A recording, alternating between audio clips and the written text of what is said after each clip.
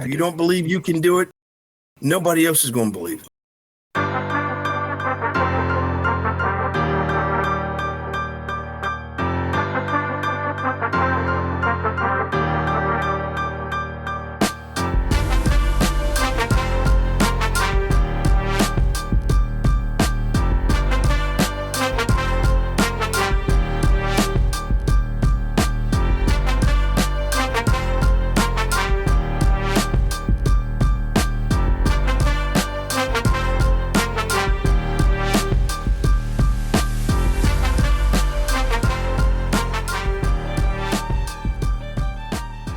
Welcome to Chat 62 Podcasts.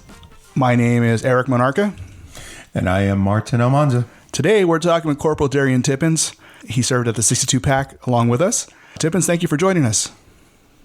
Appreciate it. Good here being with you, gentlemen. My family. Yeah. That's right, brother. Are we good? Hey, yes. Yeah, we hear you. We're good to go, man. Okay. All right. All right. It's been ages. It feels like definitely over 20 years for us, at least, and no longer for probably with Monarca, so that's crazy. I can't believe that we're, I'm just thankful that we're still here, and that we're able to have these kind of talks. Thank God. That we could reminisce and share in our youth, so that's an exciting thing that we get to do with this kind of thing. So I'm happy. Yes, sir. You're looking great. Appreciate it. Trying to be still dealing with a lot of stuff, but Eric knows. But at the same time, pressing forward as best I can. Yeah. How's that elbow doing? It's numb. Ooh. It hurts in certain spots, and I'm going to have to deal with it for however long it takes to actually finally heal. It's like a scar. So I got scar tissue on top. I got weird feeling under the bottom.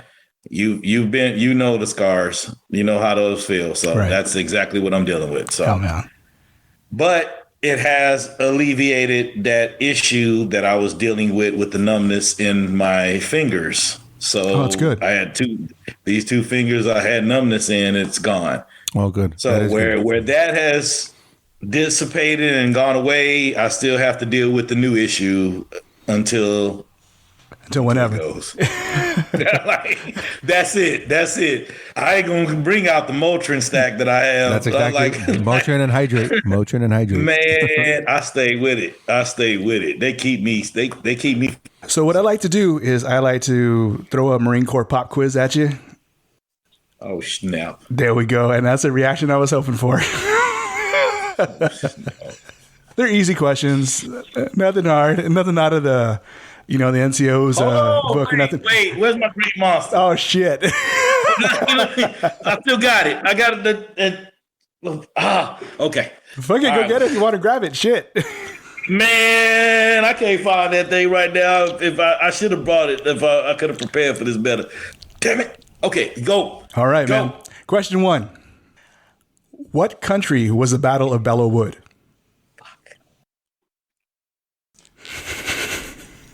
I think I'll have a croissant. No. Croissant. France. There you go. That's where we got the French rosé. There you go. France. You got it right, man. All right, brother. That's where we got the rosé. Okay. There you go. Question number 2. Who was the first enlisted female Marine? Now you right off. That's one usually, yeah. I don't know. I remember that one right away. It was like an interesting name. That's what I think. All right. The answer was Opha May Johnson. Opha May Johnson. So here's what I'm writing it down for next time. Oh snap! Oh yeah, that right there. All good. Last question. I was the first commandant of our beloved Corps. Who am I? I'm going to give you 4 options. Okay. There's a multiple choice. A. Archibald Henderson. B. John A. Lejeune. C. Captain Samuel Nichols. Or D. George Washington. I feel like the grand old man of the Marine Corps, Archibald Henderson. I thought that too. That's what I thought. But I was wrong. Yeah. It was wrong. The correct answer, Captain Samuel Nichols. Samuel Nichols. 33%. Not bad, brother. Not bad. Yeah, that's bad. To me, that's bad. You would be held back in boot camp, right? If you no Automatically, yeah. but if you was a guide, for lack of knowledge. No. if you was a guide, yeah, Ofa May would have got me, and then that one would got Ofa. All right, man. So let's go ahead and let's talk about before the Corps. Who was Darian Tippins before the Marines? A raw individual trying to find himself. I had too many issues. Just didn't know where I was going. I think I had just had in '96. I had my first daughter. I just couldn't find myself. I really couldn't. I gotten out of school. I tried to go to college. It just wasn't working for me. Things weren't working for me, and I think that was a lack of effort in my part. I don't know. I got caught up with the signs and everybody and just trying to move with the crowd as opposed to trying to be an individual. And at a certain point, I tried to go into the Army. Really? My first ASVAB was with an Army recruiter who was a bag of nasty. Just straight nasty. I'm talking... It was just terrible. It was like, that was my first recruiting experience. I jumped in there and I tried to go Air Force, but the Air Force denied me because I had tickets and they wanted to check my credit. What? They wanted to make sure I didn't have any debt. The Air Force checks your credit. Air Force, they wanted to make sure I didn't have any debt. You got any debt? As soon as they asked you them questions, I was like, I don't know. I think I got student debt. Do you have any outstanding tickets? I think I had some speeding tickets, some parking tickets. And he was like, no. While working through everything, I walked right into the Marine Corps recruiter. I said, I don't really care what you do. Can you get me in? And how old were you then? I was 22 years old. It was right around, I want to say, I think I was sick and tired of just being sick and tired. May of 1999. And I walked into the recruiter, and then he put me on the delayed entry because for most of us who still been out, I've been doing some things, to my body that had to be taken out of my body before I could go in, right? Understood. So they gave me a space to work all that out. So I went in when I turned 23 on August 10th, 1999. I went into boot camp August 31st of 1999. What it messed up, I was supposed to go in August 30th, but something happened and they couldn't get me there. The plane, I don't know what that plane was delayed. Some mess had happened. I don't know what happened, but I wound up going in August. I had to go back. I wound up staying at the hotel. They have that hotel specifically for you. I wound up staying there like an extra night. So I wound up going out, still having fun. Like my last night, it was my last hurrah. Like, you know what I'm saying? I'm gonna go out with a bang. Sure enough, I wound up getting to the MEP station at it was 0 dark 30. I don't know when it was, about that time, and I found myself on them yellow footprints, probably around 1800 on August 31st, 1999. Wow. So what motivated you to join the Corps, since the Army didn't work out and then the Air Force is doing, credit checks and shit? Yeah, right. I'll be honest with you, for real. They took me. Okay. Of course, they did everything they possibly could to ensure that I was successfully indoctrinated, right? And processed, whatever. They did everything they possibly could. Now, my recruiter was not, he was a body counter, right? If you know those guys, when they're body counters, they don't really care about the individual. Right. They care about how many bodies they can get in, and then the attrition rate weeds them out. So what motivated me was, again, I was sick and tired of being sick and tired. I saw my daughter out here. I wanted to do something different than what I had been doing. Einstein, you keep doing the same thing over and over again. It's insanity, right? If it's not giving you or causing you to move into a better place. I was not moving anywhere.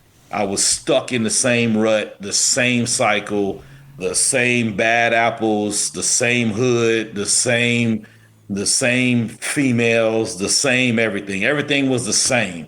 I needed something different. And the Marine Corps was something different, right? It's not what it's not necessarily, it's what I chose to do because what they were going to do for me. Mm-hmm. And what everyone did when I walked into that recruiting station. When I walked into that recruiting station, again, he was a body counter. But the fact that I said, I don't care what you do it. That was him just, and then he just started working the cycle. He just started working the program. So part of that cycle led you to your MOS. And what were your options? Because I know they usually give us some options before that, right? My option was to go legal. I wanted to go a paralegal, but they always put that little extra admin option. Mm-hmm. Or what, the aviation mechanic? Most of the time, you don't ever get the first one. You get the admin option. Right. So I was the admin option. And that's pretty much how that MOS came to play. It wasn't what I chose. It's what they said I'm getting. Right. Yeah, I think we're all victim to that. I think we all had that dream to go in as a paralegal, go in under legal administration. I had it too, man. See, I didn't even know that, man. I didn't know that about most of us. It's like I didn't even know that. And you telling me that is my first time ever me hearing that from you. Same thing. I was waiting to say you can't handle the truth. Waiting for him. The truth. Yeah. I was just watching that with my wife the other day. A Few Good Men. I was like, see, this is Jag. Yeah. It was where I was intended on going. You know what I mean? Even from there, the actual show, the show Jag. Mm-hmm. So you remember that was a great show. The movie A Few Good Men, then the show Jag. That's where I'm thinking, yeah. But then I got the admin option. So they helped you through that process. It's August. You're already in boot camp. What's it like for you? Your first day or you get to the yellow footsteps. You're there. What happens? What's in your mind? What's going on? My first time on a plane. Oh, really? My ears popped. Shit. My first time on a plane, my ears popped, so I can't hear nothing. So a lot of stuff is, that's exactly how it sounds. So we got this short little drill. He's probably about every bit of 5'2", 5'3" and a half. So he has to stand on something to be taller than everybody, and he's yelling something. All I hear is, oh my God. And that makes it even more trouble. Yeah. Because what did you say? It makes it even worse. Well, the problem is you said, what did you say? My ears won't pop. I did not know about this. My head is hurting and my ears won't pop. Yeah. Oh man. So I'm just hearing muffle sounds. Right now, that's pretty much, that's what I thought. I'm like, what did I just get myself into? That was part of it. Really, what the main part was when we were on that bus, the silence was deafening. Ooh. The silence was just part of the whole persona. So it was like, we're heading, and then we get to the gate and we see the guards. The guards have an M16. They rifled up. They all ready for battle. They let us through the gate. They checking everybody. They let us through the gate. They go through, and then somebody jumps on the bus. You now have 30 seconds to get off my bus and on those yellow footprints. Get off right now. Of course, it wasn't that cool. And me sounding cool, now I'm making it sound real cool, like, no, it was a bunch of yelling. Again,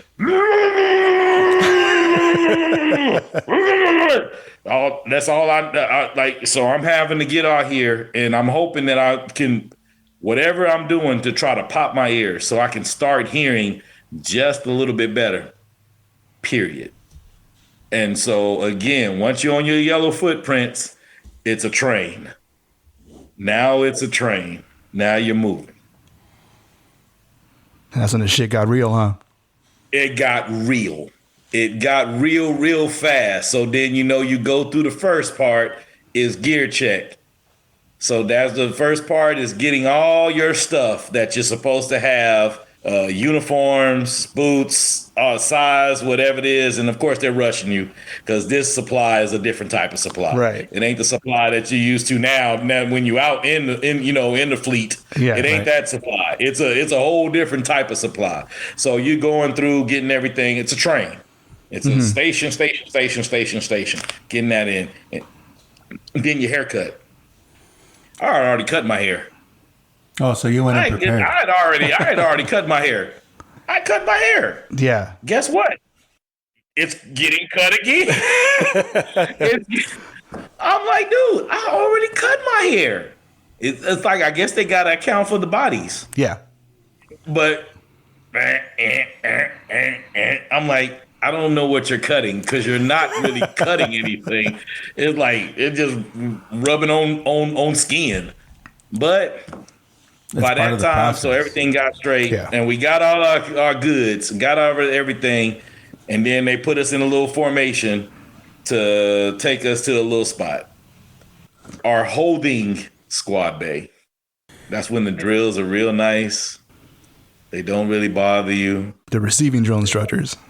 They're really cool. They're not really caring about anything. They're not here to yell at you. They're here to tell you where to go and what to do. So then that's the drop off. But then also after that, after we dropped off all our stuff, you know what time it is. It's shots. Everything was we was up that whole night. Of course, y'all know. We was up that whole night. Probably from the time that we got there until the time that we actually got the chance to lay back down. It was probably about 36 hours, give or take. Yeah, that's definitely taxing on your mind and your body. I don't remember my experience being like that. I don't. I remember it being pleasant. It was nice. They were giving you shoulder rubs too, and you're getting your inoculations. Did you get a shoulder tap? I think I slapped in the ass on the way out. It's gonna be okay. It's gonna be okay. Yeah, right. It's gonna be all right. Yeah, right. The rite of passage. That's what it is, right? There you go. The rite of passage. It was. It was. So, going back really quick, what was your, like you said, you want to go into the Army. I'm sure you did your research with the Army, what to expect, all that stuff.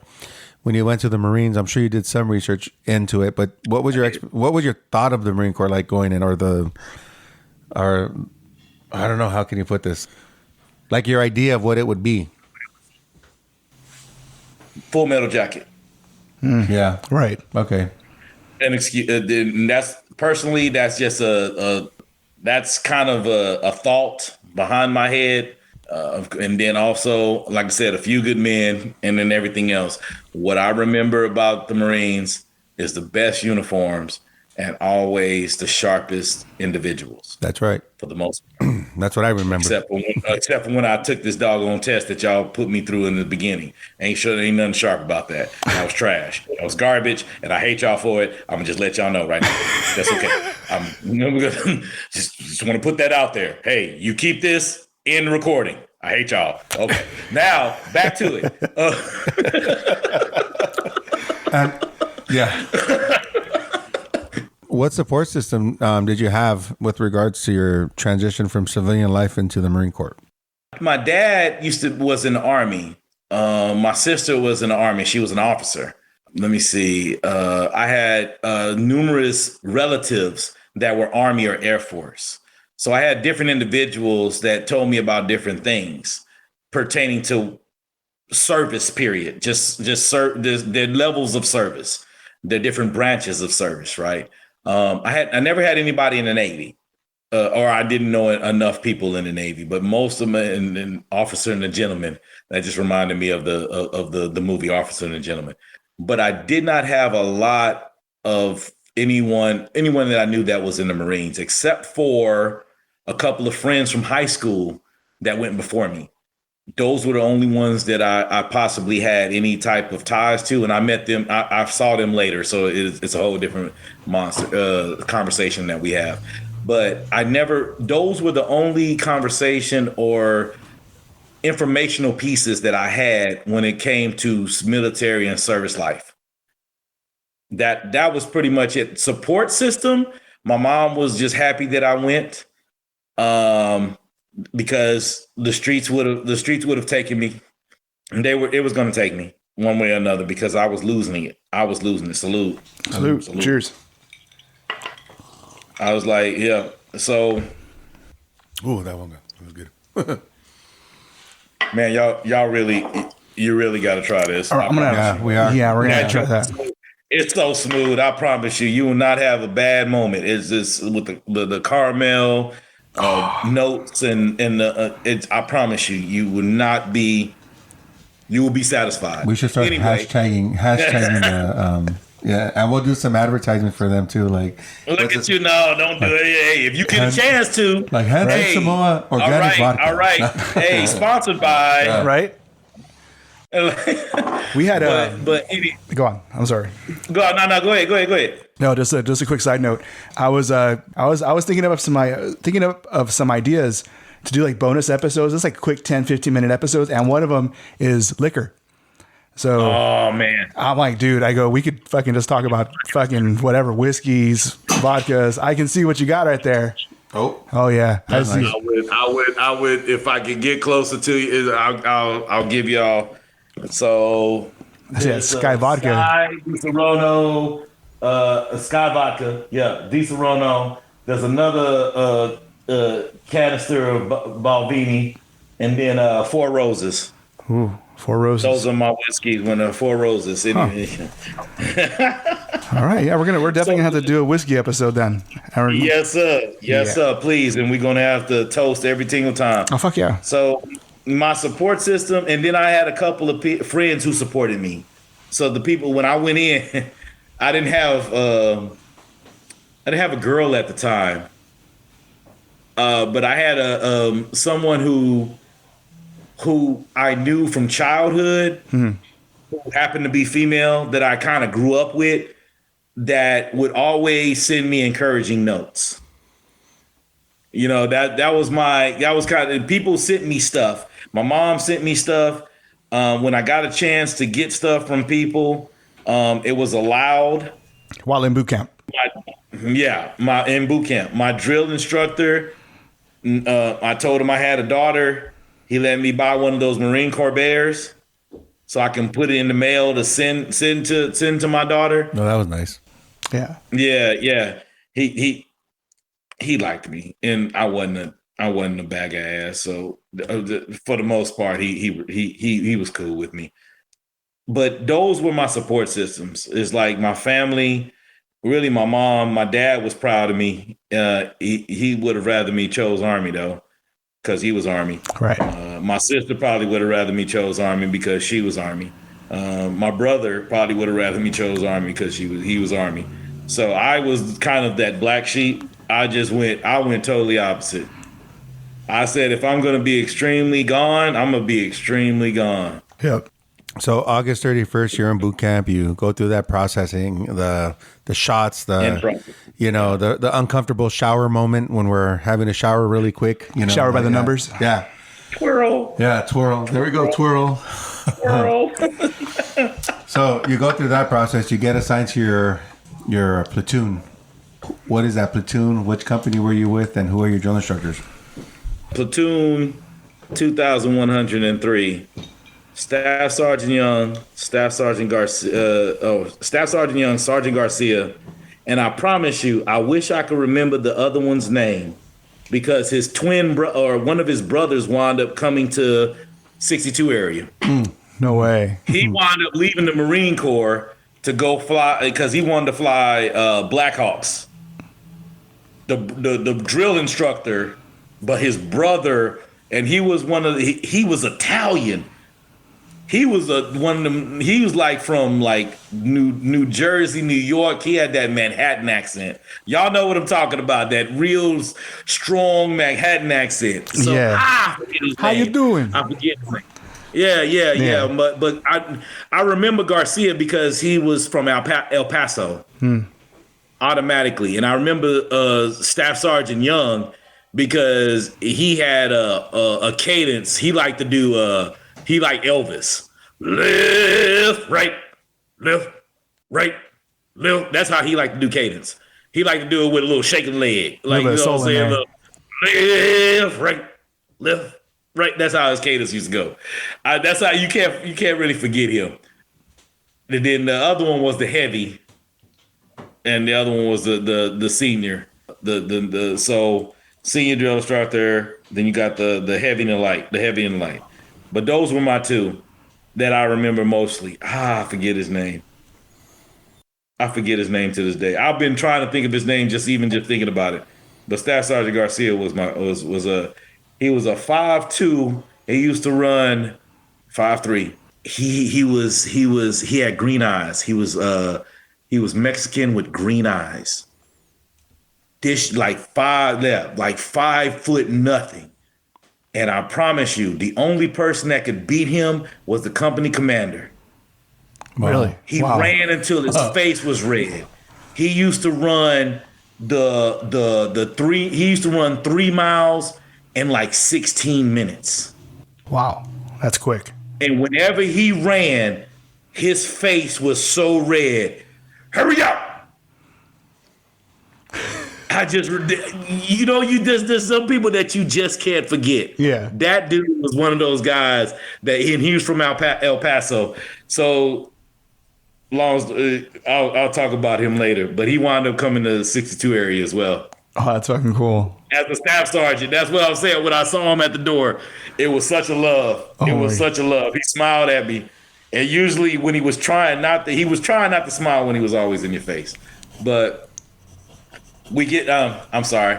Let me get back to where we were at. Those were my drill instructors. I'm gonna take a photo real quick. Hold on.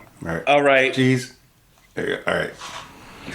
So those were my drill instructors. And when the receiving drills dropped us off, of course, it's a show. So they dropped us off, put us in this little spot. We had our sea bag, right? We have our sea bag, right? And we're sitting on the squad bay, right there on the deck. And then all of a sudden, the door kicks open, and they walk out. You know what I'm saying? It was like robotic. Like, yeah. It was like, oh, my name is Senior Drill Instructor, Staff Sergeant Young. Get off of me and just start yelling. He just starts telling you. And just all of a sudden it's madness. So first the introduction, and they all pop to parade rest. It's covered. The covers are just like this, so they look like mean individual dogs. And when that door kicked open, that was scary. The door kicked open, it was scary. The pure motion of the drill instructors as they began to come out and get into a formation to let us know what's about to happen. And he was letting us know what was about to happen. You now have 10 seconds to find a foot locker. Mm-hmm. And then right there, it was just madness. Ah! They just start yelling. We start running. Everybody start tripping over each other. They don't know what it is. And by the time you get to a place, he's throwing stuff. Everybody's throwing stuff. Oh, I don't care. Just throw it in there. It was madness. So then that was really more. That was the real, like, what did I get myself into? The other one was like, holy shit. This was like, I want to go home. I want to go home right now. And then it didn't help that we were next to the flight line for the same flight they brought us. It didn't help none. Right. Yeah. That didn't help one bit. We right next to the flight line. Oh my God. So had you ever been outside of like your hometown before the Marine Corps, or was there more? Basketball. I played basketball, so we drove to Florida. That's a long drive. Yeah. I visited my sister when she was in Alabama. She lived in a small place right outside of Birmingham called Muscle Shoals. Very it's a slave. It's an old slave town. She lived right behind cotton field and across from a cemetery. Wow. That was the last time that that was 16. That was for 14, 16. Those were my times that I actually ventured out of state. Other than that, no. Like I said, my first time to boot camp, first time on a plane, ever. And that whole experience, because they was like, you should have chewed gum. No, I'm supposed to know. What the hell? Thank you for the heads up. I just turned 23. Hadn't been on a plane, and here it is. I can't pop my ears. The head hurts. It's pressure. You know what's happening. Yeah. The fact that you went in at a later age too is pretty, I guess, intense. I remember hearing all these crazy stories from Mike Tapia going in at a later age, like, oh, I hate it, like all these younger guys telling me what to do and all that good stuff. I don't know. What was the perspective on? Well, that is a great point. I think we'll get into that at some point once we get into the fleet. Yeah, because if you want to flow into that now, well, we can, right? Yeah, sure. I mean, what was it like being? How you were 23 when you went? How old was it being a 23-year-old man going into boot camp with a bunch of kids that were probably 18 or 17? It was. I had to navigate the areas very, very carefully. Because at MOS school, PA school, I almost got probably NJP'd. I probably could have got articled if anything happened because I was old enough to buy liquor. Okay. And everybody else was not. So you come in, you got to be careful on what you think is okay. Because you're so used to being okay and you've been okay for a couple of years now. Right. Everybody else hasn't reached that level. And so I had to find a level of maturity at a certain part, right? Because I was still doing this. So here's the story is when in North Carolina, in Jackson, in that little bitty town, we went to find something to drink. I went and bought a whole bunch of drink, or at least I think a bottle. I don't remember what it was. I remember it was a bottle. There were undercover cops waiting outside for things like this that happen. They do this often. That's what they do. They wait just to see what's going to happen. So I came back to the car. Sure enough, we got pulled over. Hey, you're not supposed to be buying drinks for minors or like that. No. I mean, sure enough, he gets a call over the radio and there's something dire. It's like, I don't know if it was a 187. It was something worse. He was like, open it up and pour it out. He made me open it up and pour it out right there. And he let me on my way. That was cool. That was cool. I had to navigate that part of life very well. When I got to the Dewey station, yeah, for real, that would have because that would have thwarted my career, right? Period. It would have sent me on a different trajectory. But the fact of the matter is that I was meant to. Thankfully, something happened over the radio that caused them to to leave me alone. As long as I poured it out. And I poured it out in front of him. Wow. I don't really care. I'd rather pour this out than have to stand tall in front of somebody and that's true. And have to explain away why Darian sat up there and was buying drinks for all these young It's troops. Basically, I'm telling you, someone telling you can't handle the truth. That's what you were waiting for. You can't handle the truth. Standing tall before the people I want to be. That's right. No. But wow, that was wow. That's a story right there. That's crazy. Right. But even getting to it, it's coming to the duty station, and Eric, you understand this. So we come into a duty station, and these young, I don't really care about the young enlisted. It was the butter bars, the lieutenants coming in, age 21, that these jokers only got a degree in PE. Yeah. Yeah, that's true. That's true. You're right on it, dude. You're right on it. You hear me? Yeah.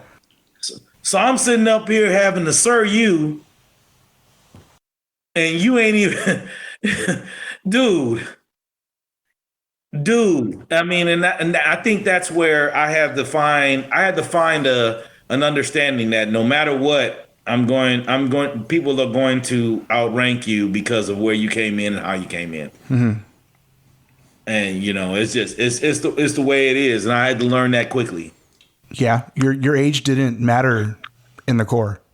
No, it didn't. No.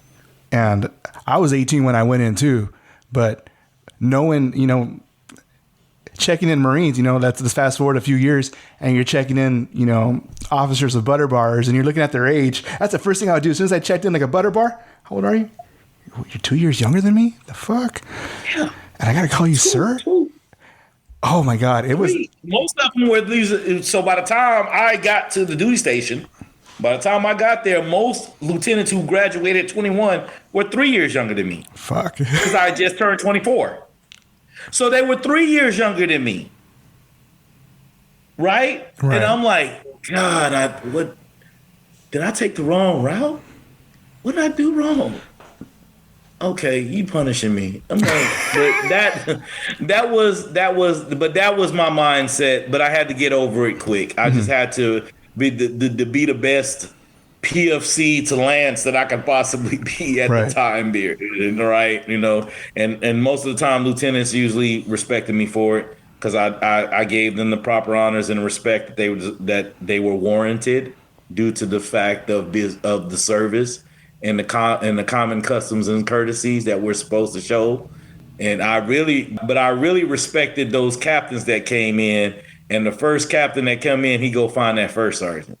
Mm-hmm. That was one of the ones I respected because they knew. But anyway, carry on. No, well, thank you for sharing that. I was just curious because it's always an interesting perspective of those going in at an older age sometimes because, they've already lived sort of a little bit of experience out of high school. For the majority of the people that are coming in, I went in with no experience aside from just volunteer service within my high school and within a campaigning thing. So I had no work experience. I had no, it was all volunteer stuff. Going in, having to learn all these things really quick, really fast. Really quickly. It scared me. So I relied on a lot of people that were a little bit more wiser regarding their age, to help me through the process, and there was one specifically who had been in, I think, in the Navy for like 16 years and decided to join the Marine Corps. So I had a guy like that in the Army. He was in the Army. He came in at 32. Mm-hmm. They had to do all the waivers for him. Mm-hmm. He came in at age 32, so I met him at MCT school. He was like he came in at age 32 and wanted to be a Marine. He got out the Army, did his stuff, whatever it was, and decided he wanted to come back in. He cycled back through the Marine Corps. Right. Wow. So when I saw him straight up. I was like, yes, sir, because I thought he was a Marine because he already looked like old, Yeah. And he was a grizzled young vet. He was old at the time for us. 32 for being 17 was pretty old, but not old enough, right? We still got ways to go. So it was a whole new learning curve for me, but someone going in at a later age, it's a learning curve too, because it's like we're all learning the same thing from square one, right? To square one. Yeah. So what was it like being 23 and having to handle squad leaders that were like 18 years old? It was and a guide probably 18. Yeah, it was It was good in a sense because I never treated them less than what they were. They came in with me. They did the same. They signed on the dotted line. They got on the flight. They're here. They made it through boot camp. Now they're here. So I mean, at that point at MCT, it was hard to treat anybody different because y'all were really on the same playing field. Right. So like for instance, the 32-year-old, they let me be guide because I was guide in boot camp. They said, "Do we have any guides here?" I raised my hand. I was guide, right? So me and the 32-year-old had a pull-up off. He beat me by 2. You're guide now. You're squad leader. Oh shit! Switch. Just by 2 pull-ups. Just like that. Wow. From 2 pull-ups. Wow. Had to suck it up. You couldn't get one for the core? No. I couldn't get one for Chesty, man. I couldn't get one more for Chesty. I couldn't get 2 more for Archibald. That's right. I couldn't get 1 more for Omame Johnson. Omame Johnson. I couldn't get 1 more. Like, so to finish it off, no, I couldn't. Wow. But that was just how quick the dynamic changed. So with that being said, now I just open my mind up to like, nothing is given. You can easily lose what you had. Right. At the drop of a hat. It was a couple of eye-opening moments, and we all got to experience it. Right? We all got to see that the youngsters saw exactly what happened between the 2 older cats. The 23, 32, flip it. Yeah. So not only was it flipped, it was flipped. Yeah, for real. So you just saw. Yeah, man. I got a million of them. I promise you. That's how it went. But that's just how it went. So I had to learn quickly that if you don't stay on your shit, you could lose it just as easily as you were offered it. That's so true. Or it was given to you. With the youngsters seeing that, I think that gave them a bigger perspective of who we were, who the older cats were, and that we were going to try to outwork anybody and everybody. Mm-hmm. But at the competition, as we compete, just know that I'm gonna compete the same level as you are. Yep. Top and level. This is between the older guy and the young and the next older guy. Yeah. So you better be on your stuff. That's so true. I think that's what it taught them a lot of. Mm-hmm. It's like just being mindful of your surroundings and know that you can get stuff taken away from you really quick. Yeah, but they respected us. That's good, and it goes along that line of adapting to change, like how sudden it can happen. For reals, in a snap. It happened right before chow. Wow. We were in the chow line. Oh shit. Wow. Just like that. Just like that. Just like that. So just know it wasn't like outside of any lines. It wasn't like outside of the hours. Mm-hmm. Chow line. Wow. We hadn't even gotten to the field yet. Because we were going to spend 17 days out in the field. That was our first week of adaptation to MCT, right? That was everything. Yeah. Chow line. And you could lose your position. Yep. So true. Well, really quick, in boot camp, you got through it, you finished it. Just a question, what did you get out with, like a rank that most won't, like PFC, like for example, like the majority? Yeah, I went as a private. I came out of PFC because I was the guy. Okay. All right. Right, and had I made honor guide or whatever it was, if I had gotten that top level, because I couldn't answer them daggum questions, because y'all be asking the dumbest questions right now, I'm gonna put y'all on blast. Damn you for me. 20 years later. No.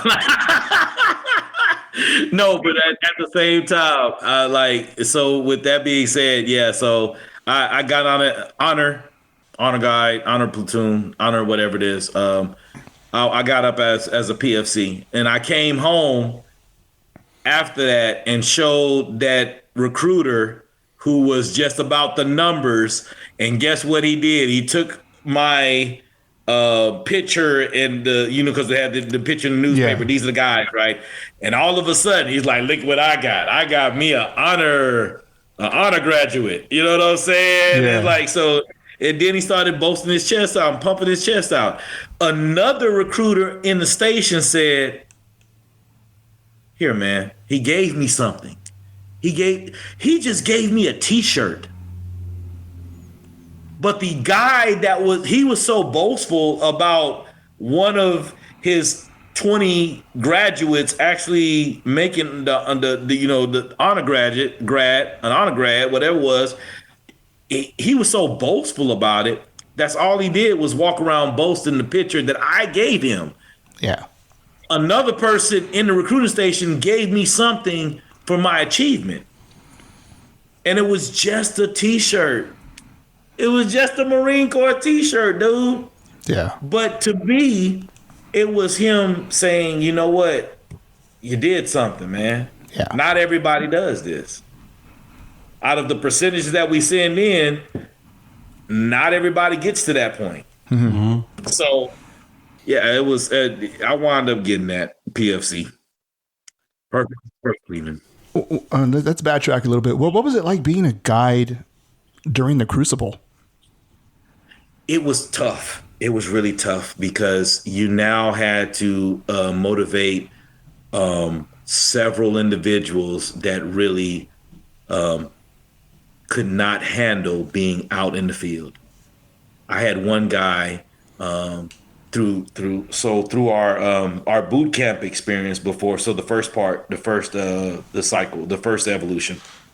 Phase 1. Because phase 1. Thank you. Phase 1, phase 2, phase 3. During phase 1, this guy was a whiskey drinker, so he used to break into the whiskey lockers and drink all the Listerine. Oh shit! Yeah. No, he was that kid. Yeah, I had a guy like that too. Yeah, but he was but physically presence, his physical appearance, he was probably every bit of 6 foot, probably very kind of very buff a little bit, and he could handle all that stuff, but he just was a drinker. And so one time the drill instructor called him in the back pissing in the trash can. He walked in through the back. He caught him pissing in the trash can, but he could not get it. He could not stop drinking. He was an alcoholic. That was a telltale sign of an alcoholic. He could not stop finding himself in that whiskey, right? Yeah. So he was kicked out. Then we had one who was just a pisser. He pissed everywhere. He pissed on himself in formation. He pissed on himself in whatever. He pissed on himself. He could possibly if I asked him to piss on site, he could probably piss on site. It was dealing with all these different personalities, all these different backgrounds, racial barriers that we had to try to break through to be a team, right? But the thing about me is, one thing that most people know about me is I try to bring the best out of you, and I try to be motivating as possible. That's true. And that was my focus, is to keep them motivated. Even one of the guys that had been cycled through twice. So he was a 9-month Marine. Oh my God. He had busted his collarbone, whatever it is. I helped him. I was like, "Listen, you ain't going nowhere. I'm gonna drag you, carry you, wherever it is. You gonna get through boot camp." He had not been able to get through boot camp. Fuck.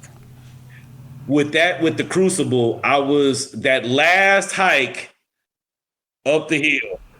That last hike up the hill to get your black Eagle Golden Anchor in your hand. I pulled every bit of his ass.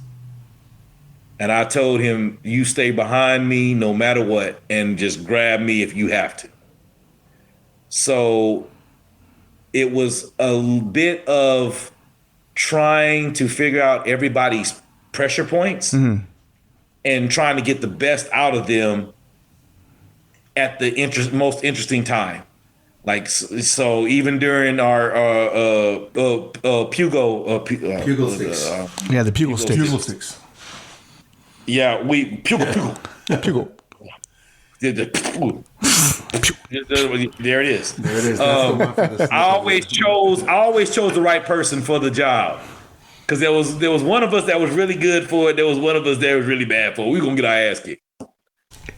We was just gonna get our ass handed to him. I definitely know that during that time, it was just me trying to figure out everybody's best attribute and trying to bring it out of them. And it was hard for me because at the same time, I'm trying to figure out who I am. Mm-hmm. So as you just coming out of this place, you don't know where you are. I'm trying to figure out who I am, and I'm starting to see that maybe that's why I'm glad I had the guides that I had. The guys that I had could help me in certain places. They always supported me. They always backed me up. They always stood with me. I mean, the squad leaders. So they was always taking care of me. That's good. You had a good support team. I did in that essence, because the drill instructor was ready to make me the guide. He told me right off the bat when I was in here cleaning the hut. Wow, really? He told me as soon as he asked me something about one of his good conduct medals, he got an extra oak leaf. He said, "What do you notice about that?" I said, "There's an extra oak leaf on it. I don't know, something." But I did notice that there was something extra on it. He was like, "Good, all right, I see you." And then he made me go. I was cleaning huts all day. Wow. But that's what happened. That's what made me understand that I needed help. And the help that I had was those 4 other individuals that stood with me. All right. That's cool. That is cool. Being from California myself, I always think about watching Westerns and everyone shooting a gun. You going to MCT and yeah. The bonanza. Yes. Gun smoke. Yeah. Gun smoke. That's what I thought growing up, right? So just because that's what TV would show me and all that good stuff. With regards to that, you started MC. You graduated boot camp. You move on to the School of Infantry. MCT. MCT. Right over the hill. Yeah. Over the hill. With that, how was that experience for you? That was one of the experiences that I was talking about. So you're with the that's where it happened. The 32 and the 23. The pull up that's off. where that happened. So at MCT, I learned that we're still back. Some of the folks still back on the block, and some of them, and I promise you, they was about to catch these hands, and I had to, they had to check me and be like, do not be stupid. Do not fall into the trap of getting into a fight just because. So my MCT experience was me, again, trying to figure out whether or not I was ready to be in the fleet. And the only focus I had was getting to those 17 days out in the field, understanding what we were getting ready to do, understanding how far we were getting ready to march. Our first hike, because I was stupid. Our first hike, and I think I had started smoking cigarettes. Oh shit! Our first hike was up it had to be a 45-degree incline all the way up. It had to go. I can't even remember what the mountain was. Yeah, you do. I don't know. Yeah, you do. You can Smoky. say it. It's okay. I don't know. Was it Old Smoky? Smoky? I don't know if it was Mount Mud. Yeah, that one. Motherfucker. Yeah. I don't know which one it was. I just know it was 45 degrees. Shit. And by the time we got up top, that's what it was. Yeah. Everybody was talking like, give me all your cigarettes. Like that's what nobody's smoking anymore. Because we had 7 days of nothing. Right. Remember, you got your 7 days of nothing, and all of us was doing nothing. We weren't doing enough. All we were doing was going down the street and eating wings and fries, or going up the place, and that's what we were looking for. Yeah. We weren't doing enough. Nobody was out there running and PTing. Right. We went in. You remember the Quonset hut that had the gym in it? Yeah. Oh, that was the only time that anybody ever really had any activity. Went to the Quonset hut and that had the gym in it. The gym in a doggone Quonset hut. Quonset hut. But anyway, with that being said, it was one of those experiences where this is not boot camp and it's not pure. This is starting to get a little real. Mm-hmm. Like real field work, real life situations, just real things. We were practicing killing people. Right. That was what we were practicing. Yeah. We were practicing, taking right. We were that can do work on the mind. Yeah. You're not used to understanding killing people or whatever it is, and here you are practicing it in the field, preparing yourself that if it ever happened, even at your MOS, if you were ever called to do this, because we were called to be riflemen first, and this is what I tell people, y'all forget it. I'll go into that later. This is what we were practicing. Now, granted, the difference between School of Infantry and MCT is another 10 days. Give or take a week. Mm-hmm. We still did the same crap, just in a more condensed. They just shortened it by a week. We're still practicing killing people. We're still digging holes. We're still digging, foxholes. We're still digging trenches. We're still going minimum amount of sleep. You catching a power nap whenever you can, right? 10 minutes, whatever, 10-minute power nap. You're going through trees. You're trying to get behind the enemy. You flank them. Whatever it is, we're still practicing trying to kill the enemy. Right. That's all we're practicing. We're not practicing what your orders should look like. We're not practicing what the diary entry should be. We're not practicing at page 3. We're not practicing a page 3. We don't even know what that stuff meal is. card. Really. Yeah. Yeah, not yet. A meal card. What's up, Lopez? Yeah. You're like, we are practicing death. So, yeah, it opens your eyes to the truth that no matter what, you're still called to do something different. And if there was no personnel, we would all be out there in the field doing everything to kill the enemy. Right. Yeah, we're trained to be warriors no matter what the MOS is. That was my experience. Is I'm practicing death. Yeah. I'm practicing how to kill somebody.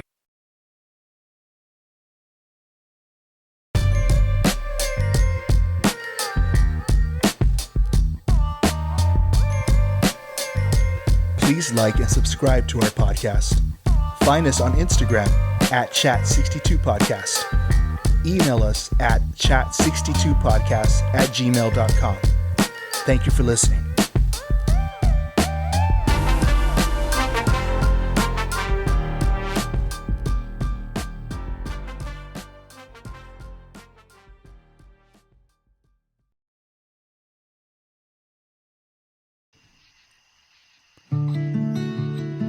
Brothers and sisters at arms, are you struggling with your mental health? You are not alone. There is help available. The National Suicide Prevention Lifeline is there for you. Call or text 988 to connect with a trained crisis counselor 24/7. Do not hesitate to reach out for support.